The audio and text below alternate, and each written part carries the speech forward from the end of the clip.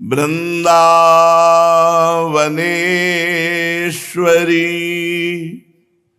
तवैव पदारविंदम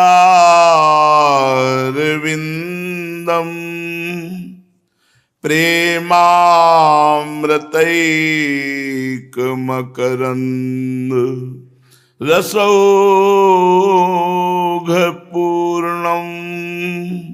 हृद्यर्पितं मधुपते स्मरतापमोग्रं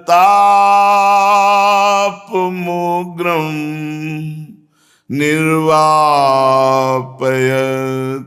परम शीतलमाश्रयामि परम शीतलमाश्रयामि।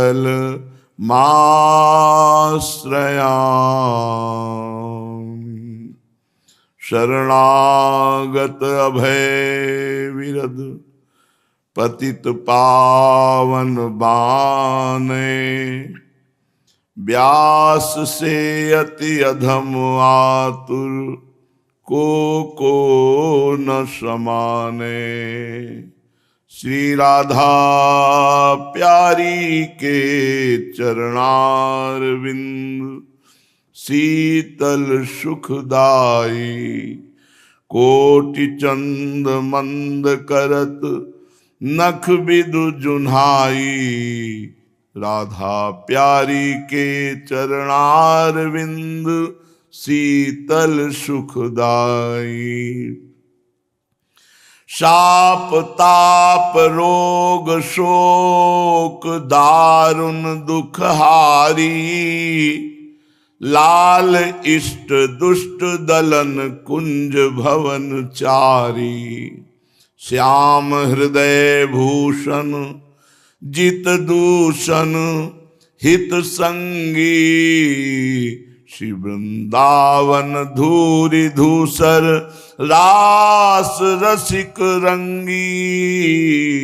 शरणागत अभय विरद पतित पावन बाने व्यास से अति अधम आतुर को न समाने को न समाने। परम सच्चिदानंद घन प्रेमानंद स्वरूप नवनिभृत निकुंज महामहिम परम पावन श्री वृंदावन धाम, श्री वृंदावन धाम के लाडिले प्राणाराध्य प्राण प्रिय श्री युगल सरकार श्यामा श्यामजू, समस्त सहचरी वृंद, खग मृग पशु पंछी तरुलता श्री यमुना रस रानी रजरानी समस्त ब्रजवासी परिकर के चरणों में कोटिशाह प्रणाम कोटिशाह नमन नमस्कार। करुणा में प्रभु ने करुणा करके दुरंत माया से पार होने के लिए हमें अवसर दिया है। बड़ी कृपा की, अहेतुकी कृपा की। अब हम अपनी पुरानी आदतों के कारण, पूर्व जन्म के स्वभाव के कारण, माया के आकर्षण के कारण एक कदम भी नहीं चल पा रहे हैं। अवसर बहुत बढ़िया मिला। भगवान की अनुग्रह रूपी वायु हमें पीछे से आगे की तरफ बढ़ा रही है, पर हम अपनी तरफ से कायरता कर रहे हैं। जो हमें इंद्रिय और मन को समेटकर प्रभु के चरणों में लगाना चाहिए, वो हम छूट दे दिए हैं विषय भोगों के लिए। गुंजाइश बना ली है, प्रभु तो माफी कर देंगे, अभी भोग लेते हैं। पता नहीं कौन सा विश्वास जागृत हुआ है काल पर कि हम भगवत प्राप्ति आगे के लिए टाल देते हैं और भोग प्राप्ति वर्तमान में करना चाहते हैं। जबकि ऐसा होना चाहिए कि भोग की इच्छा को आगे के लिए टाल दें और भगवत प्राप्ति की इच्छा को वर्तमान में। हमें अभी भगवत प्राप्ति, पहले भगवत प्राप्ति हो जाए, फिर हमें कोई चिंता नहीं। पहले हमें संसार चक्र का छेदन करना है। पर हमारी मति उल्टी है। पहले वर्तमान में हम अपनी मन की भोग वृत्तियों को पूर्ण करना चाहते हैं, बाद में भगवत प्राप्ति असंभव, क्योंकि पूर्व संस्कार अभी चैन नहीं लेने दे रहा और अभी के संस्कार आगे चैन नहीं लेने देंगे तो भगवत प्राप्ति कब होगी। अजहू सोच विचार के गही भक्तन पदोट, हरि कृपाल सब पाछली छमी है तेरी खोट। आज भी सोच विचार लो, तुम किस योग्य हो, तुम में कितनी सामर्थ्य है इन माया के सुभट सैनिकों से लड़ने की, काम क्रोध लोभ मोह मद मत्सर आदि से। तो भक्तों की दासता स्वीकार कर लो, भक्तों के चरण रज का आश्रय ले लो। भक्त कृपा भगवान की कृपा से जोर है, विश्वास रखना। भगवान तो सब पर कृपा किए हुए हैं, भगवान सबके हृदय में विराजमान है, वो परमात्मा है, परमेश्वर है, लेकिन सब जीव संसार में दीन दुखी शोक चिंता उद्विग्नता से युक्त है। लेकिन जब भगवान के भक्त का सानिध्य प्राप्त हो जाता है तब ये नहीं रहता, फिर वो निर्भय निशोक निश्चिंत परम शांत परम आनंदमय हो जाता है। इसलिए मोरे मन प्रभु अस विश्वासा, राम ते अधिक राम कर दासा। तो अजहू सोच विचार के गई भक्तन पदोट, तो हरि कृपाल सब पाछली छमे तेरी खोट। यदि आज भी सोच विचार करके निर्णय कर पाओ कि तुम्हारे अहंकार से कुछ नहीं होने वाला, तो भगवत प्रेमी महात्माओं के दास बन जाओ। दास दासो हम, इसी से पार हो जाओगे। भगवान तुम्हारे सारे अपराधों को क्षमा कर देंगे। हरि कृपाल सब पाछली क्षमिए तेरी खोट। भगवान जब देखा कि मेरे दास का ये दास बन गया तो सारे अपराध क्षमा कर दिए। और घनीभूत भक्ति उसी के हृदय में होती है जो भक्तों का स्मरण करता है, भक्तों का सानिध्य, भक्तों की सेवा, भक्तों की आज्ञा का पालन। घनीभूत जहां किसी भी विकार का प्रवेश नहीं। भक्त भजन सर्व समर्थ भजन है। राधा वल्लभ भजत भज, भली भली सब होए। भली भली सब होए अर्थात कोई भी कहीं भी त्रिभुवन में ऐसी सामर्थ्य नहीं रखता कि राधा वल्लभ लाल के भजन करने वालों के भजन करने में विघ्न डाल सके। भली भली सब होए, होए हरिवंश चरण रति, होए विषय विषनाश, होए वृंदावन बस गति, होए सुदृढ़ सत्संग, होए रस रीति अगाधा, होए सुजस जग प्रगट, होए पद प्रीति सुराधा। आचार्य चरणों में अपार प्रेम, समस्त विषयों की आसक्ति का नाश, वृंदावन का वास, प्यारी जी के चरणों में अनन्य रति, ये सिर्फ राधा वल्लभ भजत भज भली भली सब होए। राधा वल्लभ लाल के भजन करने वालों का भजन करने वाले जो हैं, कोई भी विघ्न उनको सता नहीं सकता। राधा वल्लभ भजत भज भली भली सब होए, जीते विनायक शुभ अशुभ विघ्न करे नहीं कोई। विघ्न करे नहीं कोई, डरे कलिकाल कष्ट भय, हरे सकल संताप हरस्य हरि नाम जपत जय। अगर भक्त भजन नहीं है तो आप किसी भी देवी देवता का पूजन करें, आराधना करें, तो वो ऐसी है जैसे बनिया की दुकान। जितने रुपया उतनी ही सामान, जितनी तपस्या साधना व्रत दान पुण्य उतना ही फल मिलेगा। लेकिन भक्त भजन से ऐसा नहीं है, सीधे भगवान बिक जाते हैं। जो भगवान के भजन करने वाले भक्तों का चरण आश्रय ले लेता है तो सबसे पहले भगवान कृपा उस दास दासो हम पर करते हैं। इसलिए अन्य देव सेवी सकल चलत पूंजी सी खोए, चलत पूंजी सी खोए, रोए झक देव से गवावत। पूरा दिन रात ऐसे व्यर्थ में। इसलिए किसी महान भक्त का आश्रय मिल जाए और भगवान की कृपा से हम उनके हाथ बिक जाएं और वो अपने मन के अनुसार हमको चला लें, बस हमारी बात बन गई। चला लें, हम चल नहीं सकते।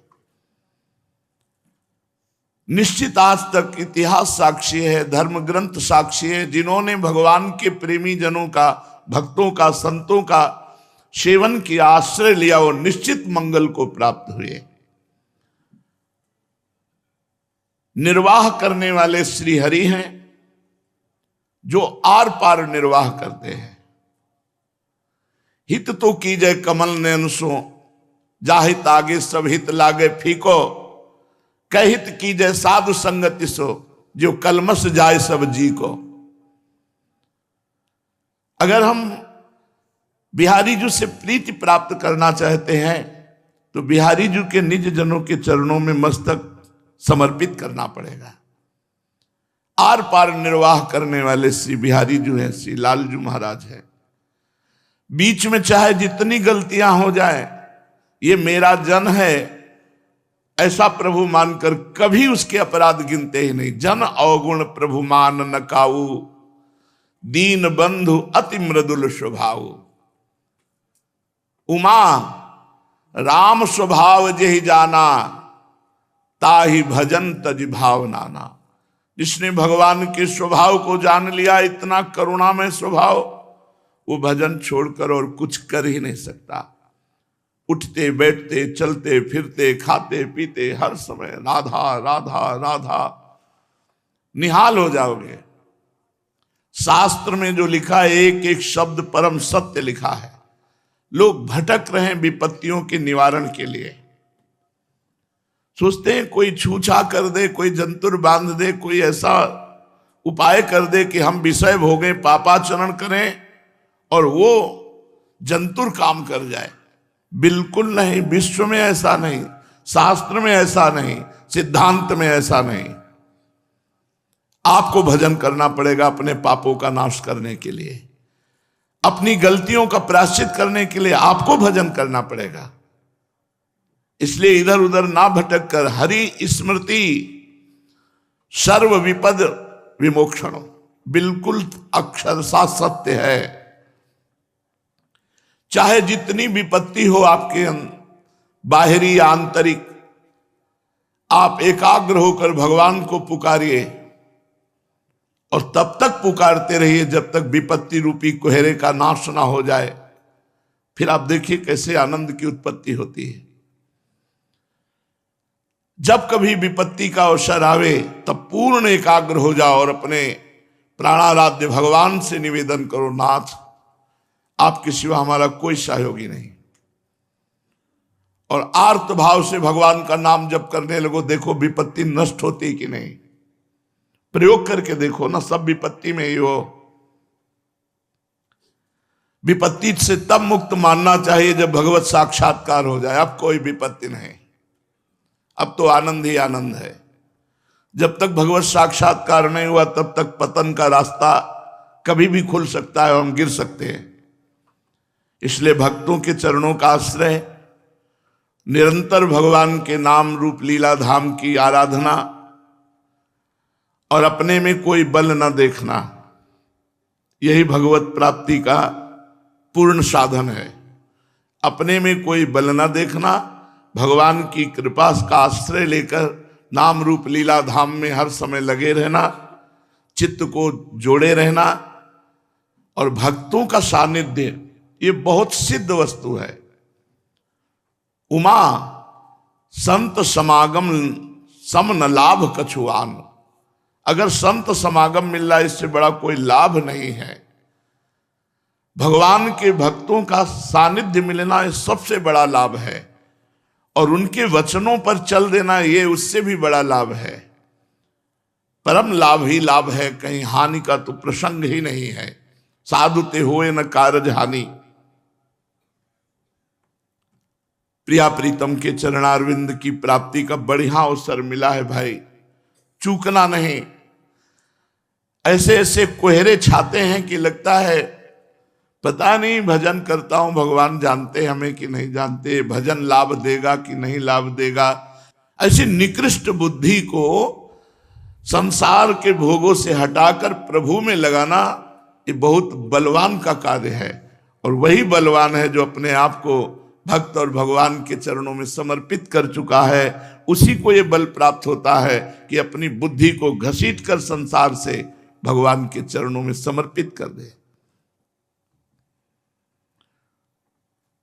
पूज्यपाद श्री प्रबोधानंद जी महाराज नौहेम हरिन मणिप्रभम मधुराणाम मधुरम महोद्वयम तदहम रससार विग्रहम नौ वृंदा विपिने भजेन वहम। एक की अंग कांति है तपाए हुई स्वर्ण जैसी लाडली जू, और एक इंद्रकांत मणि तुल्य इंद्र नीलमणि कांति श्री लालजू महाराज, और नवीन नवीन शोभा से युक्त वृंदावन में ये दोनों प्रिया प्रीतम अद्भुत प्रेममयी क्रीड़ा उन्मत्त होकर कर रहे हैं। हे भाई, युगल विग्रह श्री श्यामा श्याम का वृंदावन में भजन कर लो। अगर परम विश्राम, परम शांति, परम मंगल चाहते हो तो एक जो गौरांगी प्रिया है, एक श्यामांगी श्री लालजू महाराज हैं, इसी गौर श्याम जोड़ी का भजन कर लो। विलसन नवहेम चंपकद्युति कैशोर मनोहरम महा तदहम मृगये मुहुश्रितम हृदय वृंदावन पुष्प केतुना। नौ चंपक पुष्प की कांति, पहले में हेमवर्ण कांति और उसको और विस्तार से, जैसे चंपा का पुष्प थोड़ा सा पीत वर्ण लिए हुए गौरवर्ण, ऐसे पीता अरुण छवि मनंत तडिलताभम, पीत और हल्की अरुणिमा और श्वेत ऐसा मिलकर गौरांगी स्वरूप है कि तेरो रूप कहत नहीं आवे, जैसे हित हरिवंश कछुक जस गावे। ऐसी श्री स्वामिनी जो नौ स्वर्ण चंपक पुष्प की कांति और एक महान कैशोर विग्रह जो कामदेव को भी मूर्छित कर दे, ऐसे दोनों युगल सरकार का हमने आश्रय लिया है। और उन्हीं को वृंदावन की हर वीथी में, हर गली में मैं ढूंढ रहा हूं। उनका घर है, वो कहाँ है, अनुसंधान कर रहा हूं, उनको ढूंढ रहा हूं, उनकी खोज कर रहा हूं। जब कोई भजन करता है तो उसे प्रिया प्रीतम की खोज नहीं करनी पड़ती, प्रिया प्रीतम आते हैं उसके समीप। नाम बाणी जहां श्याम श्यामा तहां, नाम बाणी सुनत श्याम श्यामा सुबह रसद माधुर्य अति प्रेमदानी। नाम बाणी निकट श्याम श्यामा प्रगट। मदन टेर में एक संत रहते थे, दोनों नेत्र नहीं थे प्रगट में, पर ज्ञान नेत्र प्रकाशित थे हृदय के। इसीलिए संसार से विरक्त होकर, अब आंखों से तो दिखता नहीं, जो मिल जाता खाता, रात दिन राधा राधा राधा। काफी समय हो गया। एक दिन वो आर्त भाव से लताओं के बीच में बैठ के रो रहे थे कि प्रियाजू, हमें लगता है लालजू के संग से आप भी कठोर हो गई हो, वैसे ही आंख का अंधा हो, किसी योग्य नहीं हूं,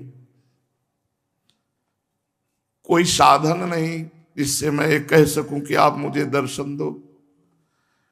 पर सुना था कि आप बहुत कोमल स्वभाव वाली हैं, मृदुता, दयालुता, कृपालुता की राशि है, पर संग दोष भी तो होता है। हमें लगता है कि लालजू के संग से आप कठोर हो गई हैं, नहीं तो आप तो बहुत करुणामयी हैं। हम इतने दिनों से तड़प रहे हैं, आप क्यों नहीं दर्शन देती। इतना बोलना था कि श्री जी एकदम नजदीक पहुंची और कांधा पकड़ के कहा, बाबा मैं कठोर ना है। अपार सुख स्वामिनी जी ने स्पर्श कर लिया।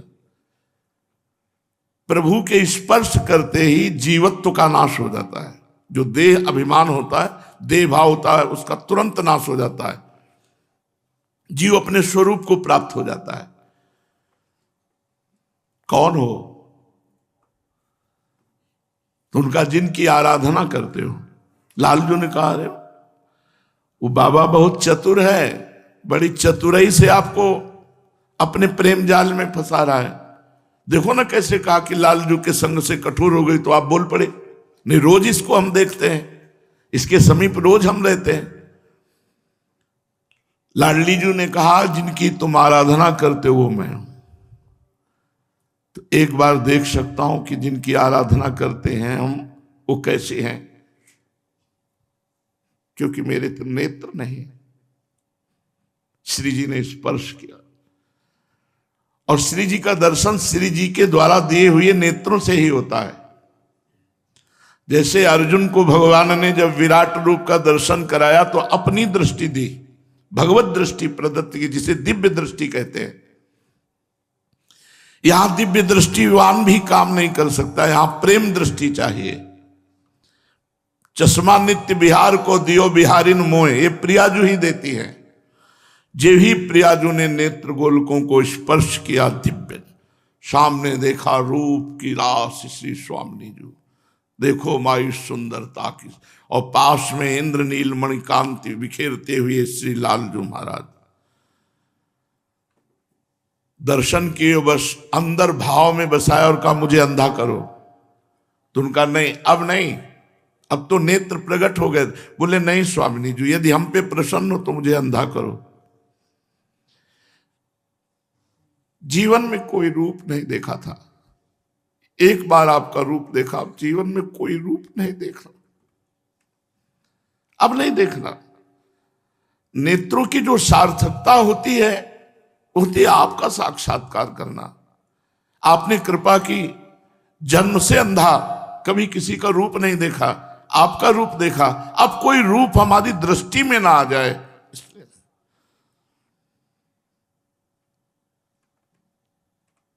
श्री जी लालजू जहां हम सुमिरन करते वहां है, पर हमारी दृष्टि नहीं, इसलिए हम नहीं देख पा रहे।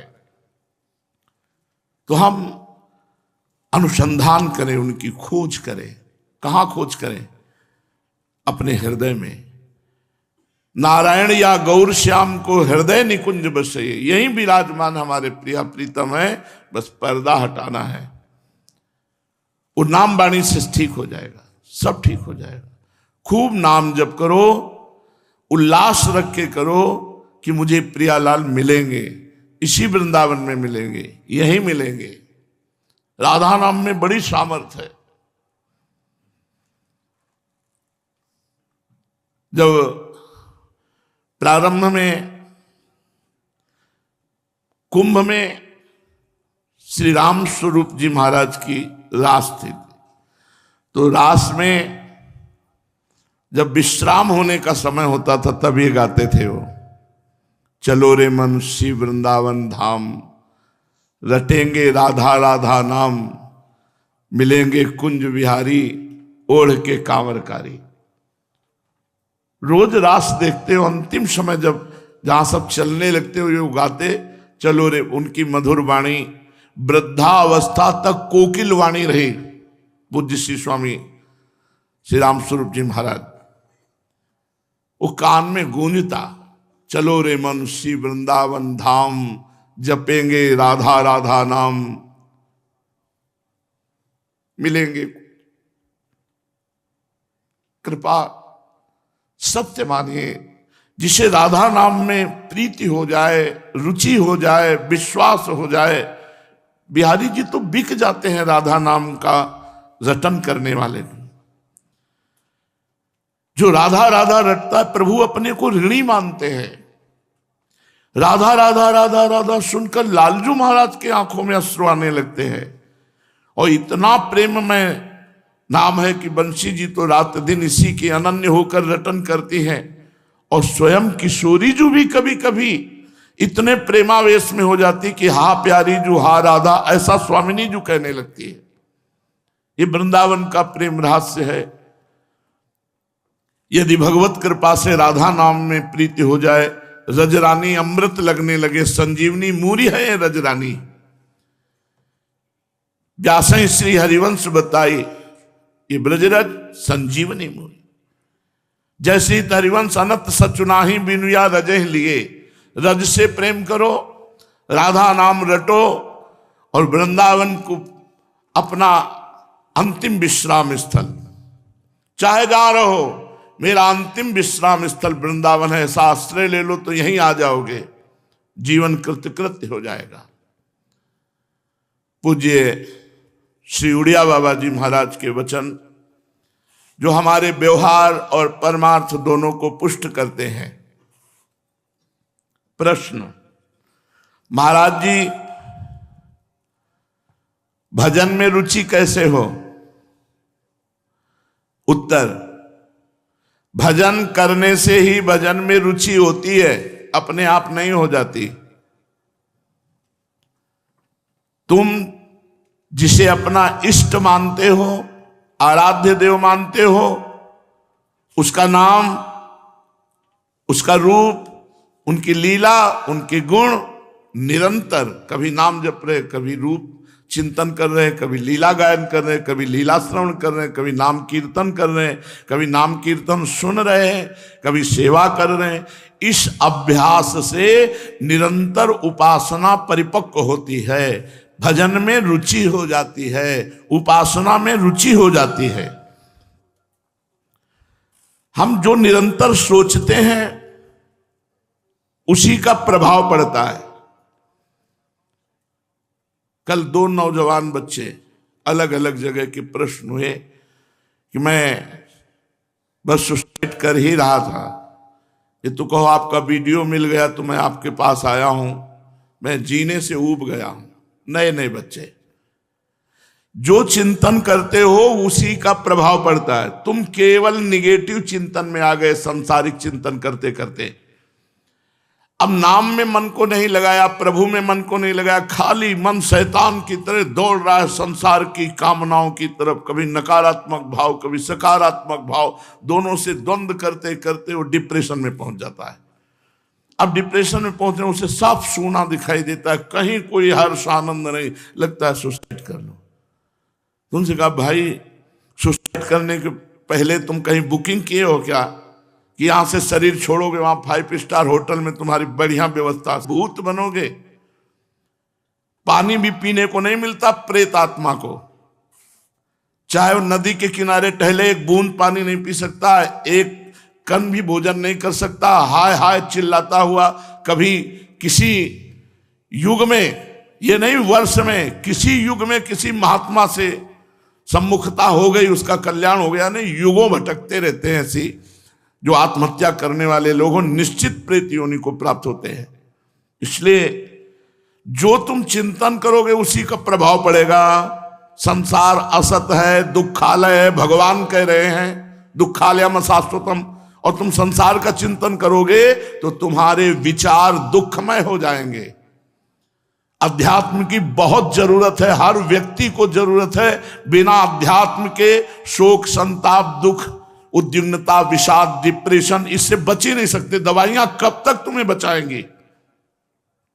कब तक तुम सोते रहोगे? अगर नाम जप नहीं करोगे, भगवत चिंतन नहीं करोगे, तो जब चेतना आएगी तो संसार का चिंतन होगा। संसार दुखमय नाशवान है, तुम्हें फिर वहीं पहुंचा देगा। इसलिए नाम जप करो, भगवत लीला सुनो, सत्संग सुनो, और कभी व्यर्थ मत बैठो। अगर बिल्कुल खाली बैठे हो तो नाम में लग जाओ, नहीं तो कुछ कार्य करो। किसी को भी चाहिए, कार्य करना अत्यंत अनिवार्य है शरीर से। यदि आप गृहस्थ में कोई कार्य नहीं मिल रहा है तो लेबरी करो, कुछ नहीं जाता। 8 घंटे मेहनत करोगे, 550 रुपये 500 रुपये मिलेंगे, माता पिता परिवार की सेवा बनेगी, तो डिप्रेशन होगा नहीं। डिप्रेशन होते हैं कायर पुरुष को, पापात्मा को, जो व्यर्थ चिंतन करता रहता है उसको। इसलिए भजन में रुचि बढ़ाने के लिए भजन हमें करना पड़ेगा। भगवान में जब चित्त जोड़ा जाता है तो चित्त प्रसन्न होकर नई भावनाओं में डूबता है। इतनी पॉजिटिव सकारात्मक भावना है कि बड़ी से बड़ी विपत्ति में भी वो सकारात्मक भाव से उस पर विजय प्राप्त कर लेता है। ये किससे बल मिला? नाम जप से, भगवान की उपासना से। महाराज सुनते हैं भक्तों को दिव्य दृष्टि प्राप्त हो जाती है। तो ये दिव्य दृष्टि कैसे प्राप्त होती है? भजन से। भजन से दिव्य दृष्टि प्राप्त होती है। कोई ऐसा क्षेत्र नहीं है जो दर्शन न दे। बड़े बड़े सिद्धों का क्षेत्र, बड़े बड़े भगवत स्वरूपों का क्षेत्र, बड़े बड़े महा आचार्यों का, सब आके दर्शन देते हैं जो भजन करने वाले हैं।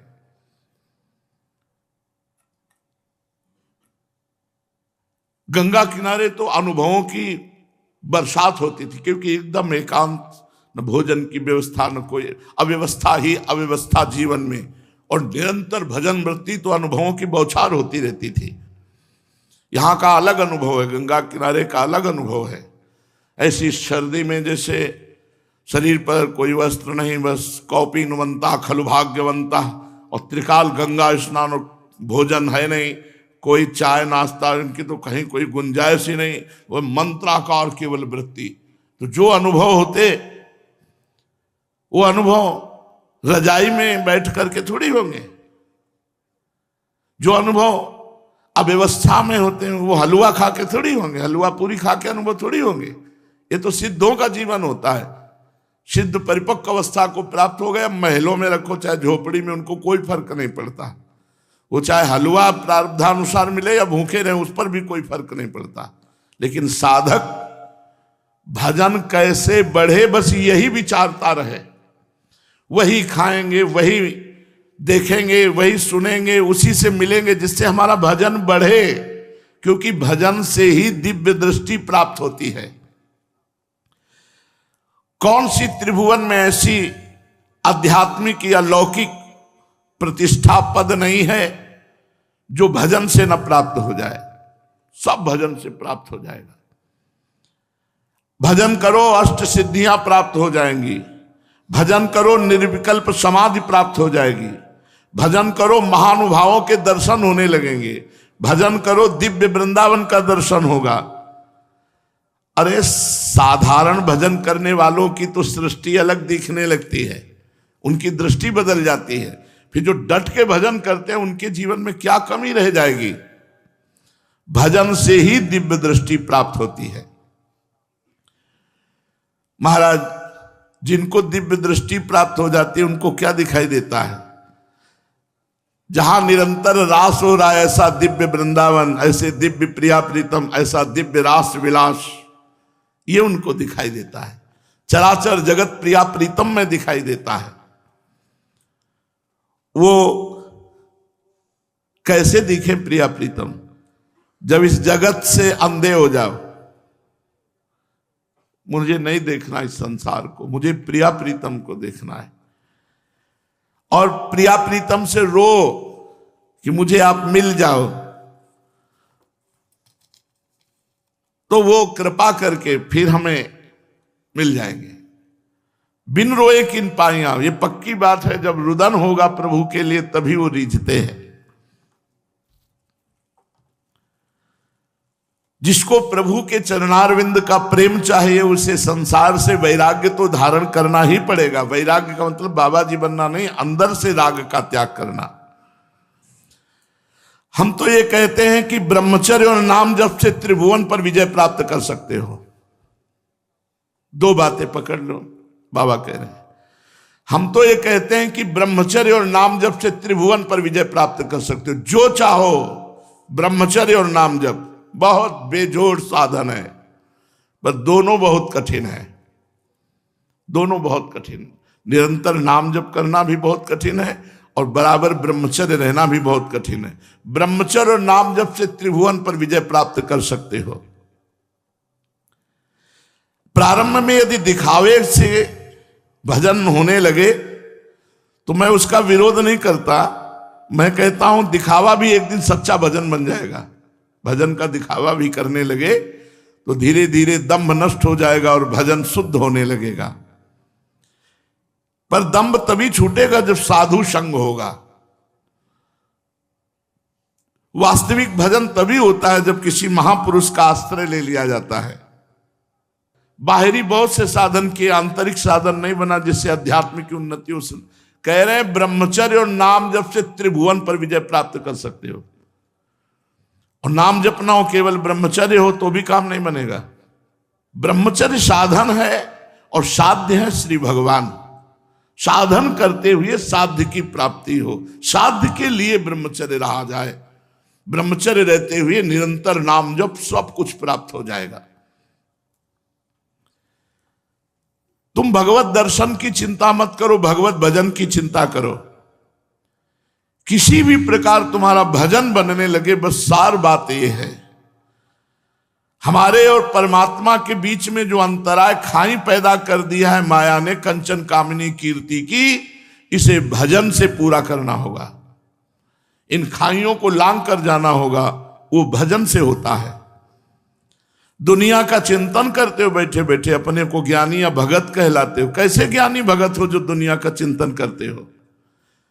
ज्ञानी वही है जो स्वरूप में स्थित रहता है, भक्त वही है जो भगवान के चिंतन में डूबा रहता है। और तो सब प्रपंची है। ज्ञान और भक्ति खिलवाड़ समझ रखा है क्या? ज्ञानी और भक्त दोनों ना तो दुनिया की बात करते हैं ना दुनिया का चिंतन करते हैं। ये केवल आवारा आदमी जो होता है वही दुनिया का चिंतन करता है, दुनिया की बात करता है। मुझे ज्ञानी या भगत नहीं, उसे आवारा आदमी कहते हैं, कायर पुरुष कहते हैं। पूज्य पादुड़िया बाबा जी महाराज।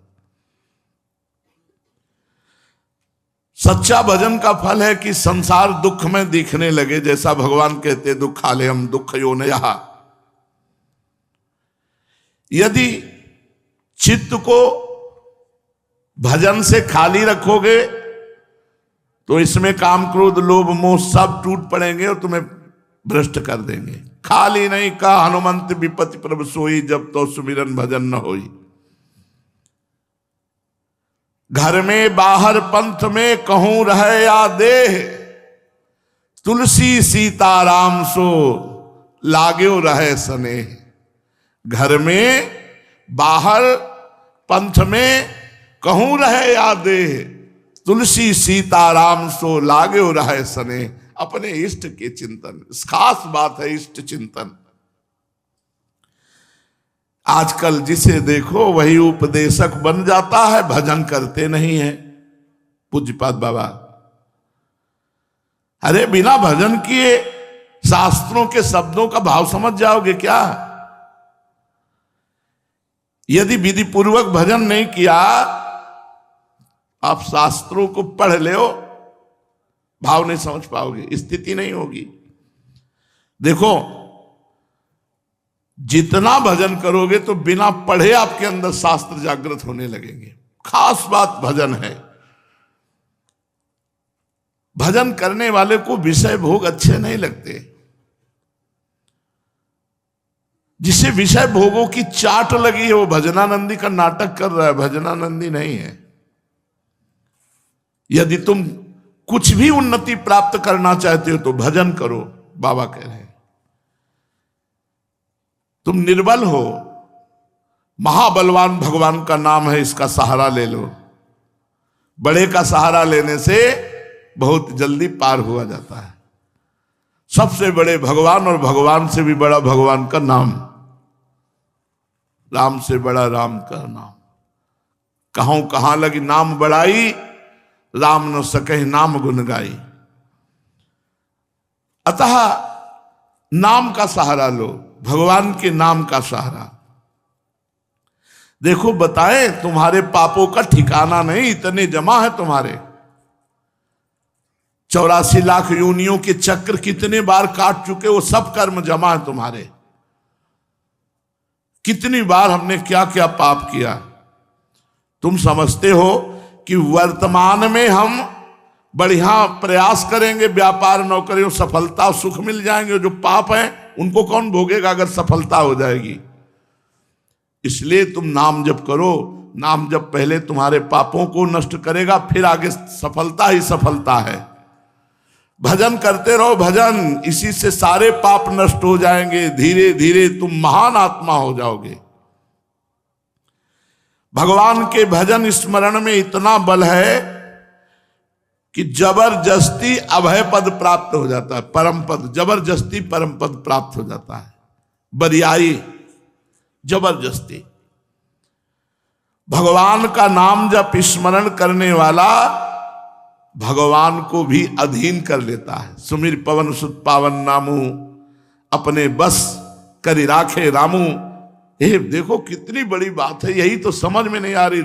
महिमा रोज सुनने पर निरंतर नाम पकड़ नहीं पा रहे। जो भगवान का स्मरण करता है वो दुष्ट से दुष्ट स्वभाव वाले मनुष्य को भी बदल करके उसका उद्धार करने की सामर्थ्य रखता है। सतरति सतरति सा लोकान तारयति, जो निरंतर नाम जप करता है। श्रद्धा हो या ना हो, भाव बने ना बने, खूब भजन करो, जबरदस्ती करो। अगर कहीं श्रद्धा के साथ भजन होने लगेगा फिर क्या कहना है। मान लो तुम्हारी श्रद्धा दान की है, खूब श्रद्धा है, दान किए, ढेर सारा दान, एक वैष्णव अपराध बन गया, सब नष्ट हो गया। किए सुकृत, सुकृत माने पुण्य, बहु जन्म के क्षण में डायरेक्ट हुए। और आपने 500 नाम जप किए और आपसे वैष्णव अपराध बन गया, तो 500 नाम आपके भगवान की बैंक में जमा है। अब आपको दंड मिलेगा, प्रायश्चित करना होगा। जहां वैष्णव अपराध खत्म हुआ तो फिर 501 से शुरू होगा। 500 में कोई माइनस नहीं होगा, वो आपका भजन दिव्य रखा हुआ है। इसलिए कह रहे हैं इस बात को समझो। बड़े बड़े तीर्थ यातन, दान, पुण्य, ये सब एक झटके में नष्ट हो जाएगा, लेकिन अविनाशी भजन भगवान के नाम का है। भगवान के भजन से 4 बातों की प्राप्ति होती है। भगवान के समान ऐश्वर्य, भगवान के समान ऐश्वर्य। लोगों के मन में रहता है कि संतों के पास इतना वैभव कहां से आता है। तुम्हें पता नहीं, अनंत ब्रह्मांडों को एक संकल्प में मेरे भगवान ने बना दिया, और उनके दास होकर निरंतर भजन करते हैं तो उनके चरणों में नहीं आएगा। सिद्धांत है, जैसे बिना किसी प्रयास के अनायास ही समुद्र में समस्त नदियां अपने आप भाग भाग के जाती हैं, ऐसे ही जो एकमात्र भगवान का अनन्य भक्त धर्मात्मा पुरुष है, उसके पास विश्व का सारा वैभव अपने आप चला जाता है। भगवान के ऐश्वर्य का ज्ञान और भगवान का ऐश्वर्य भजन करने वाले को घेर लेता है। दूसरा, तात्कालिक समस्या का तुरंत समाधान। आप भजन करते हो, आपकी तात्कालिक समस्या कोई उत्पन्न हुई, उसका समाधान तो साथ ही साथ होने लगेगा, क्योंकि आप भजन कर रहे हो। तीसरा, रजोगुण तमोगुण जो माया के ये गुण पाप करवाते हैं और नरक भेजवाते हैं, इनका जड़ से नाश हो जाता है भजन करने से। चौथा, जन्म मरण की समाप्ति और महा आनंद की प्राप्ति, ये 4 बातें भजन से अपने आप हो जाती है। डट के भजन करो, भजन करो। क्या चाहिए तुम्हें, जो चाहिए वो मिल जाएगा। सच्ची मानिए, सच्ची मानिए। जब वृंदावन में आए थे, एक व्यक्ति का परिचय नहीं, एक पैसा नहीं, 1 इंच जगह नहीं, कैसे कुछ हिस्से।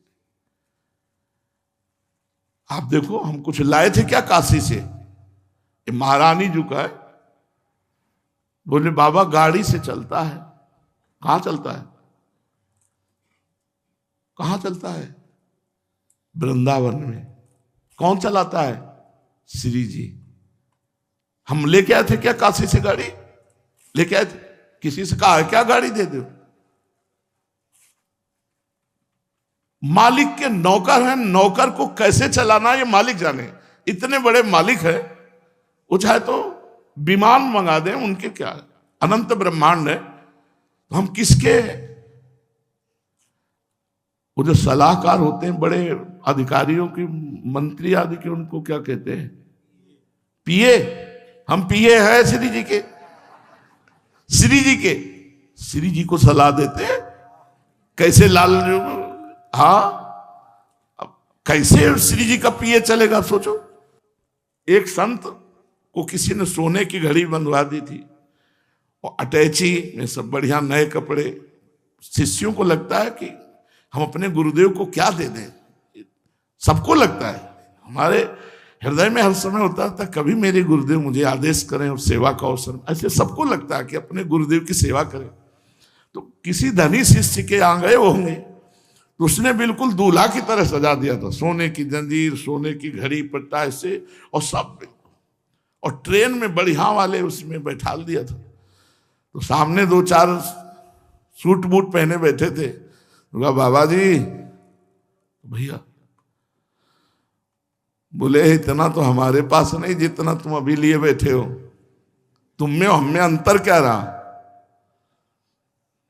संत तो गंभीर होते हैं। तुमको भैया कौन स्टेशन आ रहा है, बोले अमुक स्टेशन, बोले चाय पीने चलेंगे, बोले हाँ।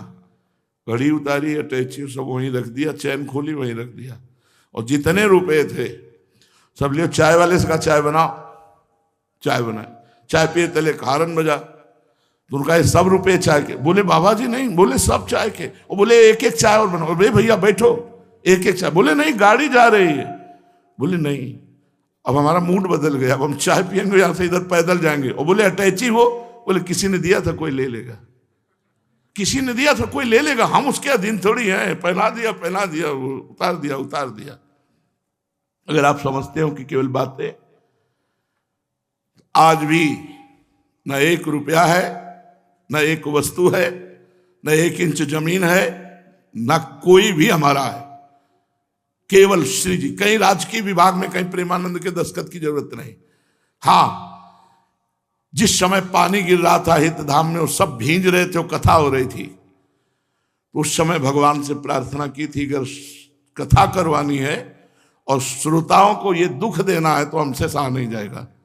कांप रहे, ठंडी का समय, वर्षा हो रही, और इतने जिद्दी, एक भी उठ के नहीं गया, भगवत चर्चा होती, जो पुराने हैं वो सब जानते हैं, फील्ड में बैठे, तो श्री जी ने व्यवस्था कर दी सत्संग के लिए, कथा के लिए, उनकी व्यवस्था है।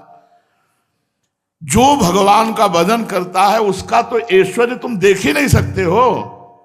हमारा ऐश्वर्य के लिए सोना चांदी रुपया पैसा मकान गाड़ी घोड़ा, ये तो कसाईयों के पास भी है, जो भोले भाले पशुओं की हत्या करते हैं, उनका मांस बेचते हैं, उनके पास भी है। सुत दारा धन लक्ष्मी पापियों के घर ही होए, तो ये हमारे भजन का फल है। अरे भजन का फल तुम कहां देख सकते हो।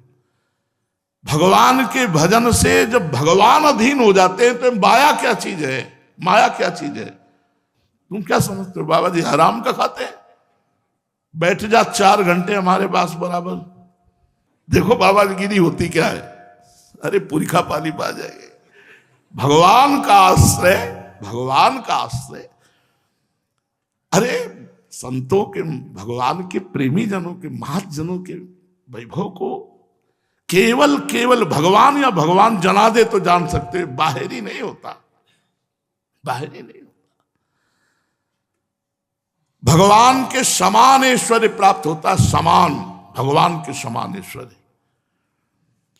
तात्कालिक वर्तमान के दुख की निवृत्ति तत्कालिक, रजोगुण तमोगुण का नाश, जन्म मरण का नाश और महापरमानंद की प्राप्ति। भजन कोई खिलवाड़ समझते हो, माला ले लिया, भगवान का नाम जप कर रहे, भगवान के आश्रित हैं, भगवान के लिए कंठी तिलक धारण करके समर्पित हो चुके हैं, उनके जीवन का मूल्य केवल भगवान है।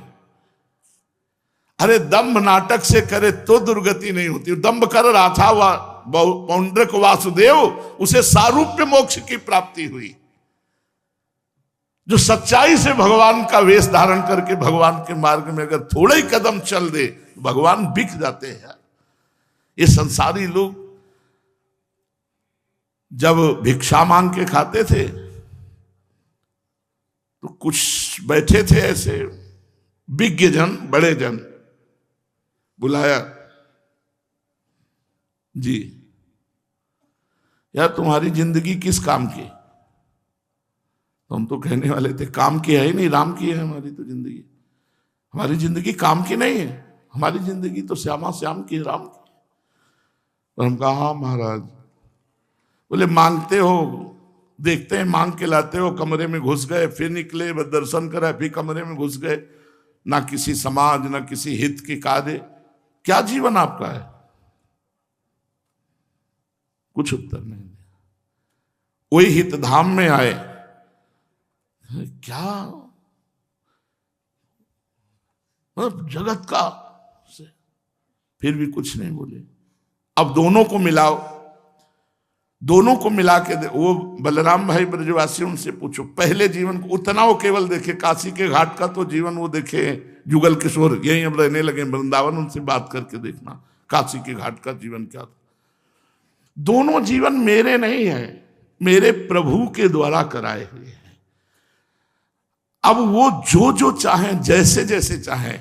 वैराग्य देखना तो साधक में देखो, जब समर्पित परिपक्व हो जाता है ना, प्रभु चाहे तो सोने का मुकुट दिलवा दे और प्रभु चाहे तो पादुकाओं की माला दिलवावे, दोनों में बराबर है। हमारा ये तन नहीं, हमारा जीवन नहीं, नाथ आपको बिका हुआ जीवन है। अब अगर इसमें कोई चंदन लगाता है तो आपका, वो आपका चंदन है, आपके लग रहा है। अगर इसको कोई गाली देता है तो आपका, मेरा नहीं, मेरा तो कुछ बचा ही नहीं है। अब ये प्रश्न नहीं रहता कि हमको क्या पवाया जाता है, हमको कहाँ रखा जाता है, हमको कैसे रखा जाता है, अब ये प्रश्न नहीं रहता। तब रहता है चाहे घी घना चाहे मुट्ठी भर चना, कभी वो भी न बना जैसे मेरे नाथ चाहे। लेकिन ऐश्वर्य भगवान के समान।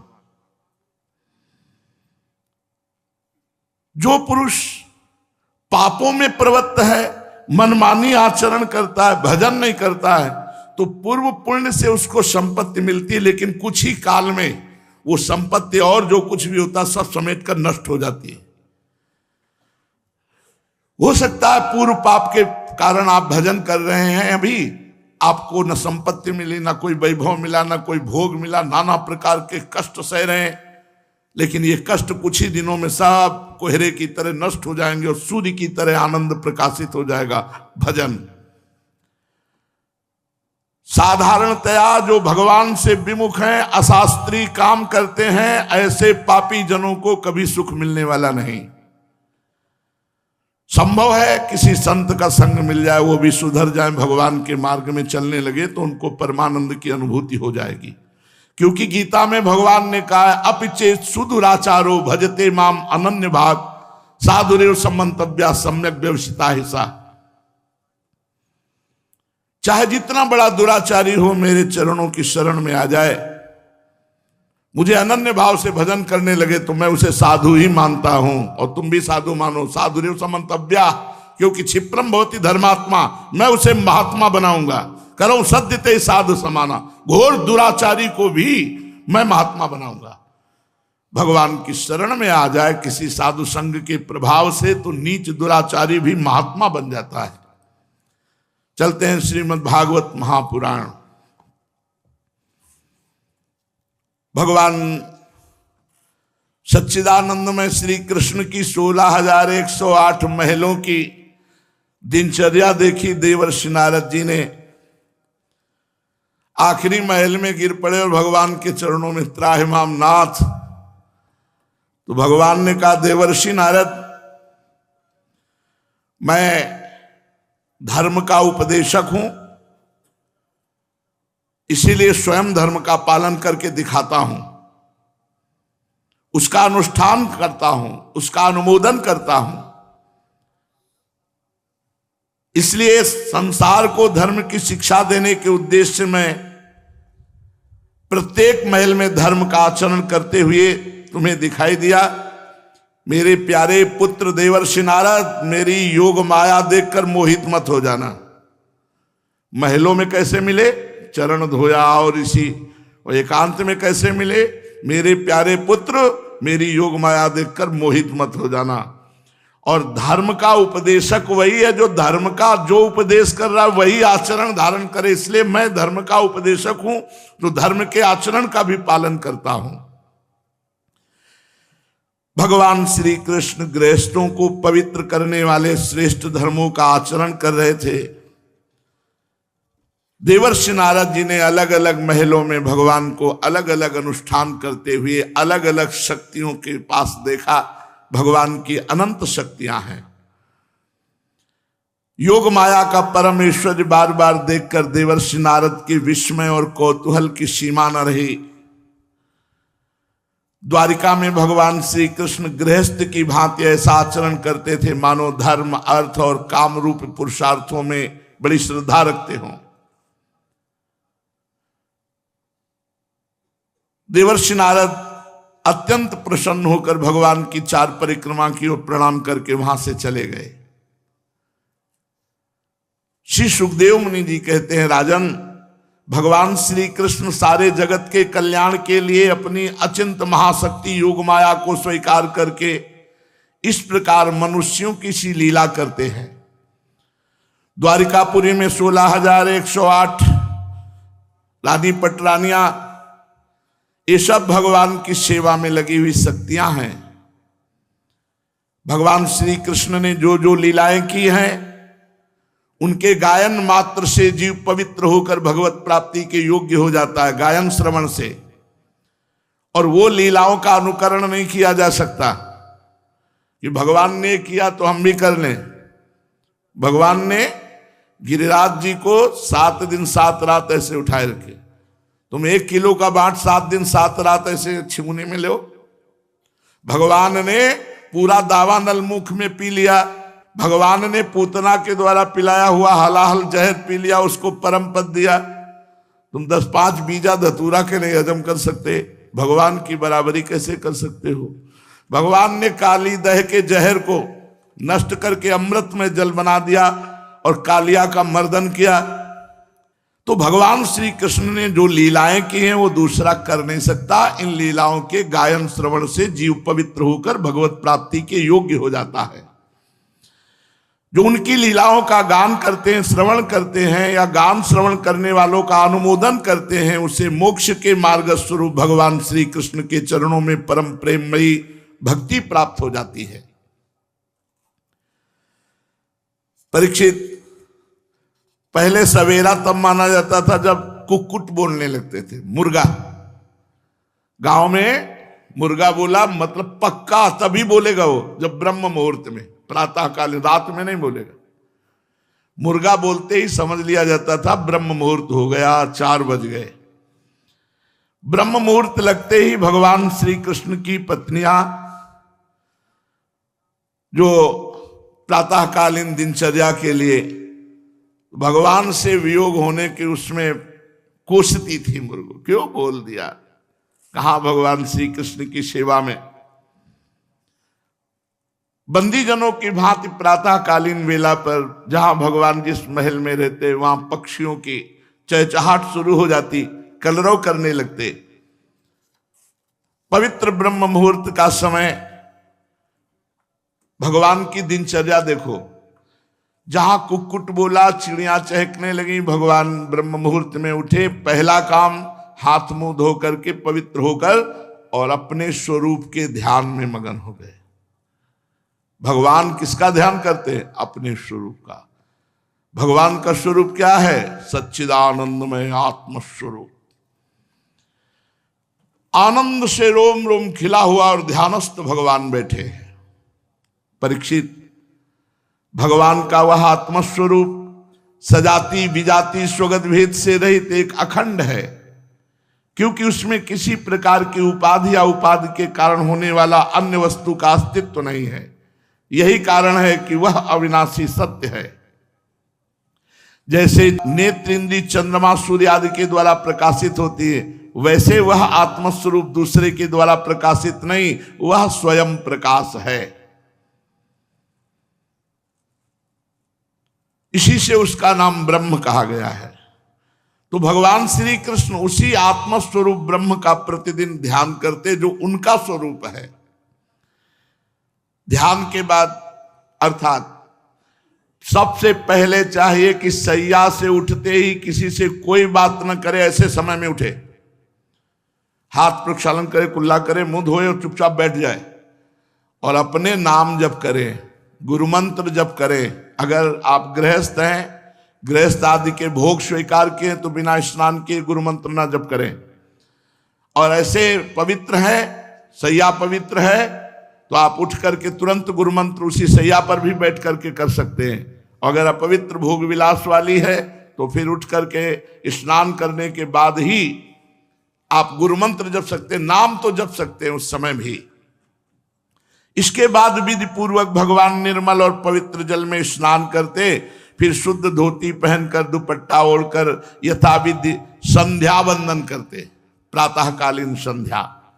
इसके बाद भगवान मौन होकर हवन जप करते, गायत्री जप करते, हवन जप करते हुए हवन या मंत्रोच्चारण करते हुए हवन, गायत्री जप करते, क्योंकि भगवान सत्पुरुषों के आदर्श हैं। फिर सूर्योपस्थान करते, फिर अपने कला स्वरूप देवता ऋषि और पितरों का तर्पण करते, फिर घर के जितने बड़े बूढ़े हैं सबको प्रणाम करते। इसके बाद भगवान श्री कृष्ण दुधारू पहले पहल ब्याई हुई बछड़ों वाली सीधी शांत गौओं का ब्रह्म ऋषियों को दान करते। उस समय उन्हें सुंदर वस्त्र और मोतियों की माला पहना दी जाती, सींग में सोना मढ़ दिया जाता, खुरों में चांदी मढ़ दी जाती। वे ब्राह्मणों को वस्त्राभूषणों से सुसज्जित करके रेशमी वस्त्र, मृगचर्म, ये प्रतिदिन 13,084 गौएं भगवान दान करते थे प्रतिदिन। तदनंतर फिर गौ, ब्राह्मण, देवता कुल के बड़े बूढ़े गुरजन इन सब का पूजन करते, मांगलिक वस्तुओं का स्पर्श करते।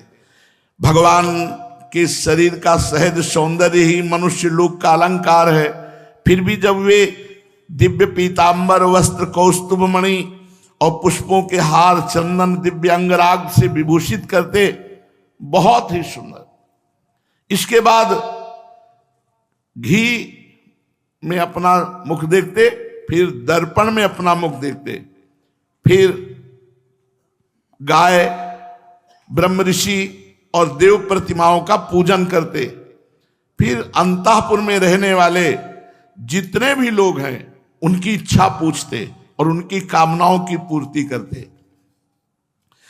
पुष्पमाला, तांबूल, चंदन, अंगराग आदि पहले ब्रह्म ऋषियों को अर्पित करते, फिर स्वजन संबंधियों को, फिर रानियों को, फिर बची हुई वस्तु अपने प्रयोग में लाते भगवान, क्योंकि घर के मालिक को ऐसा करना चाहिए। भगवान ये सब करते होते तब तक दारुक नाम का सारथी सुग्रीवादि घोड़ों से जुता हुआ अत्यंत अद्भुत रथ ले आता और प्रणाम करके भगवान के सामने खड़ा हो जाता। इसके बाद भगवान श्री कृष्ण सात्यकी और उद्धव जी के साथ अपने हाथ से सारथी का हाथ पकड़कर रथ पर सवार होते, ठीक वैसे ही जैसे भुवन भास्कर भगवान सूर्य उदयाचल पर आरूढ़ होते हैं। परीक्षित तदनंतर भगवान श्री कृष्ण समस्त यदुवंशियों के साथ सुधर्मा नाम की सभा में प्रवेश करते। इस सुधर्मा सभा की ऐसी महिमा है कि जो लोग इस सभा में बैठ जाते हैं उन्हें भूख नहीं लगेगी, प्यास नहीं लगेगी, शोक नहीं होगा, मोह नहीं होगा, बुढ़ापा नहीं आएगा और मरेगा नहीं। ये 6 उर्मियां उसे नहीं सताती जो सुधर्मा सभा में बैठता है। भगवान सुधर्मा सभा में प्रवेश करते, वहां श्रेष्ठ सिंहासन पर विराजमान होते। भगवान की अंग कांति से 10 दिशाएं प्रकाशित होती रहती। उस समय यदुवंशी वीरों के बीच में यदुवंश शिरोमणि भगवान श्री कृष्ण की ऐसी शोभा होती जैसे आकाश में तारों से घिरे हुए भगवान चंद्रदेव शोभायमान होते हैं। जब भगवान आराम मुद्रा में बैठ जाते तब विदूषक लोग विभिन्न प्रकार के हास्य विनोद करते, नटाचार्य लोग अभिनय करते, नर्तकियां नाचने लगती और टोली की टोली गायन करने वाले लोग गायन करते। उस समय मृदंग, वीणा, पखावज, बांसुरी, झांझ, शंख ये बजने लगते। सूत, मागध, बंदीजन नाचते गाते भगवान की स्तुति करते।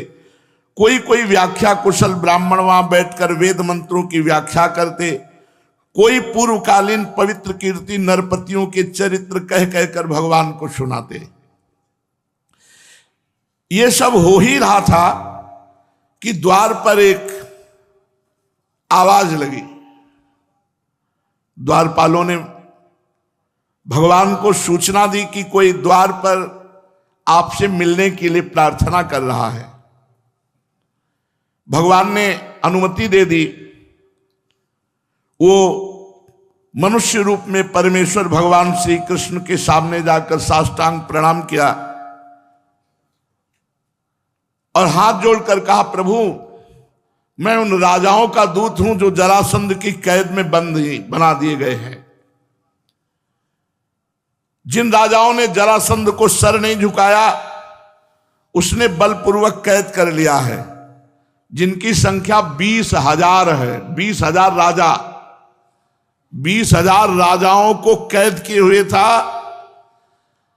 और उनको अगले भैरव उत्सव में बलि चढ़ाता। 20,000 राजाओं की। उन राजाओं ने प्रभु आपके सम्मुख निवेदन किया है। उन्होंने कहा है, कृष्ण कृष्णा प्रमेयात्मन प्रपन्न भय भंजन वयम त्वाम शरणम यामो भवभीता पृथक धिया।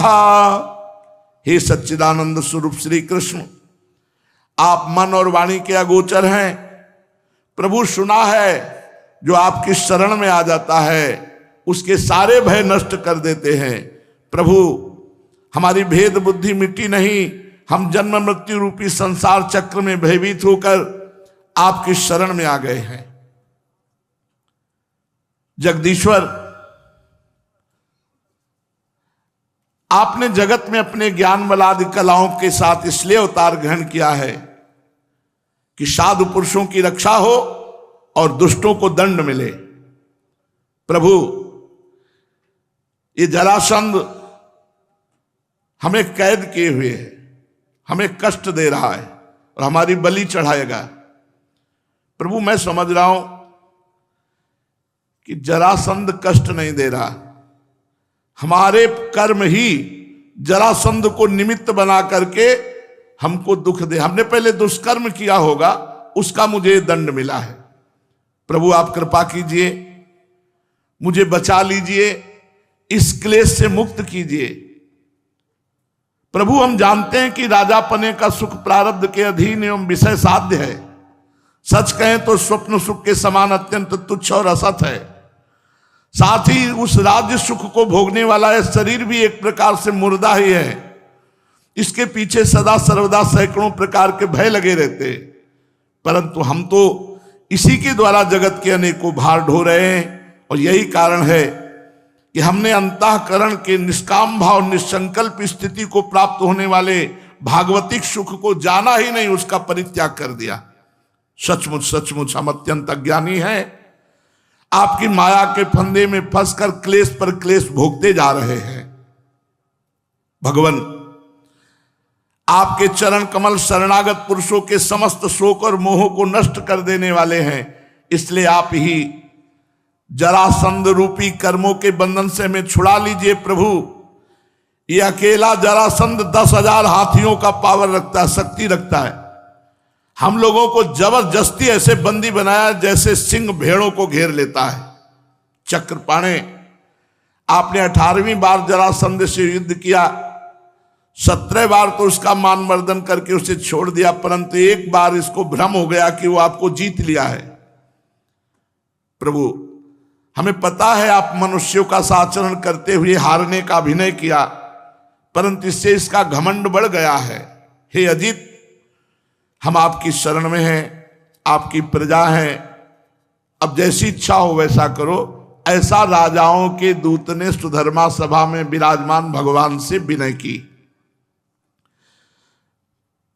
श्री सुखदेव जी कहते हैं, परीक्षित राजाओं का दूत इस प्रकार कह ही रहा था कि उसी समय परम तेजस्वी देवर्षि नारद जी, जिनकी जटाएं बिजली की तरह चमक रही थी, ऐसा मालूम हुआ मानो भगवान सूर्य उदय हो गए हों।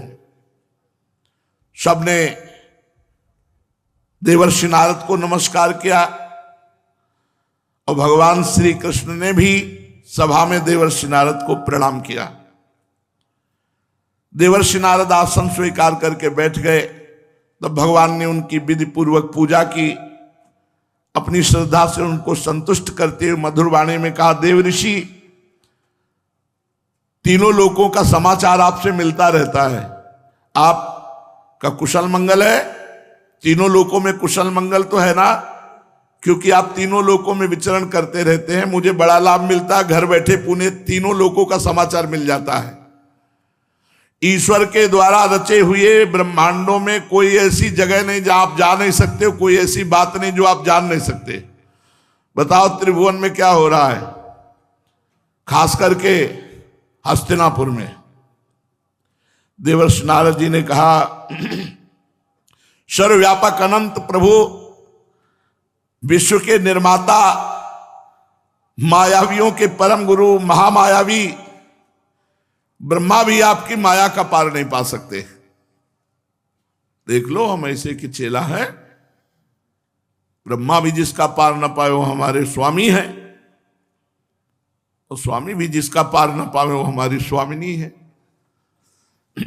जाके अधीन सदाई सांवरो या ब्रज को सिरताल। बाजी जीत गए। या छोटा मोटा कोई पदाधिकारी हाथ रख दे, तुम्हारे फूले घूमेंगे कि हमारे अमुक हैं, वो अनंत ब्रह्मांडों का स्वामी हमारा स्वामी है, हमें फूलन ना आवे। पता नहीं कैसा हृदय है। अरे ठसा ठस हृदय में बात भर लो, विश्वास करो, मेरे स्वामी अखिल ब्रह्मांडों के स्वामी।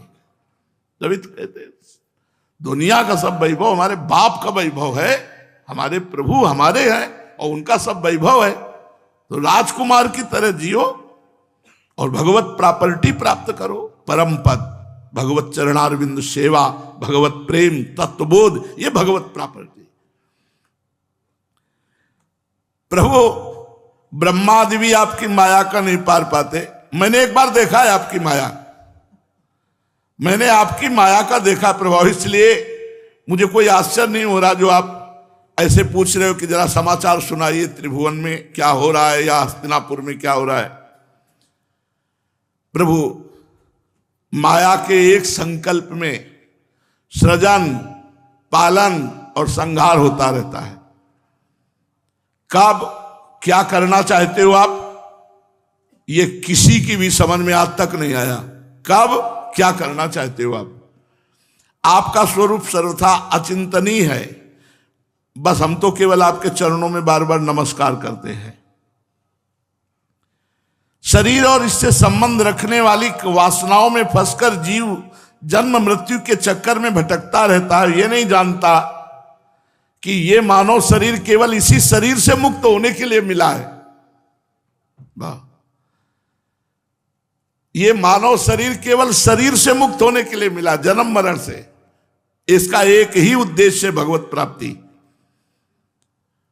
प्रभु आप स्वयं पर ब्रह्म हैं, फिर भी मनुष्यों किसी लीला का नाट्य करते हुए मुझसे पूछ रहे, इसलिए मैं फुफेरे भाई और आपके प्रेमी भक्त राजा युधिष्ठिर क्या करना चाहते मैं आपको सुनाता हूं।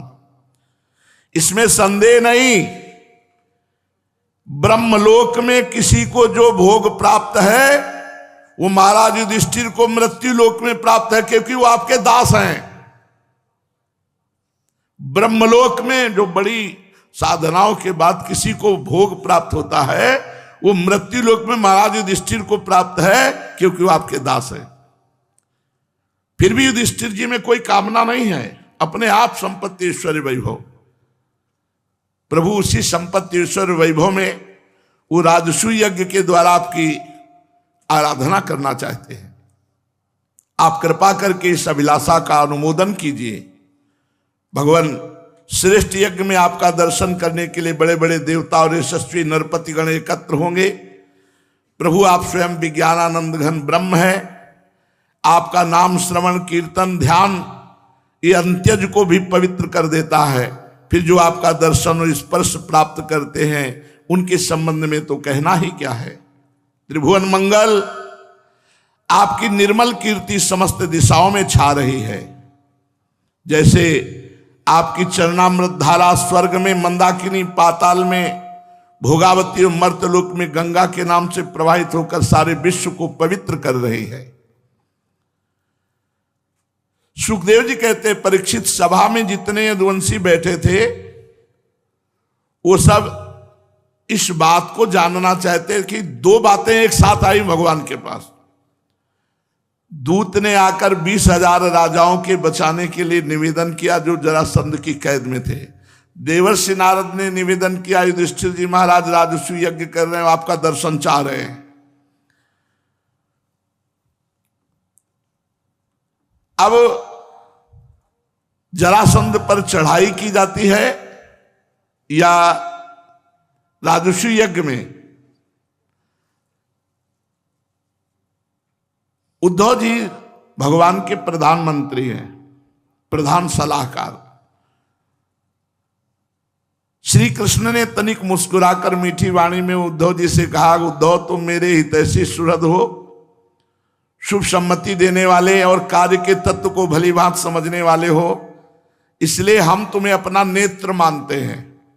तो रास्ता दिखाओ, इस समय हमें क्या करना चाहिए? उद्धव जी ने देखा भगवान सर्वज्ञ होकर अनजान की तरह पूछ रहे हैं, तब आज्ञा शिरोधार्य करके कहा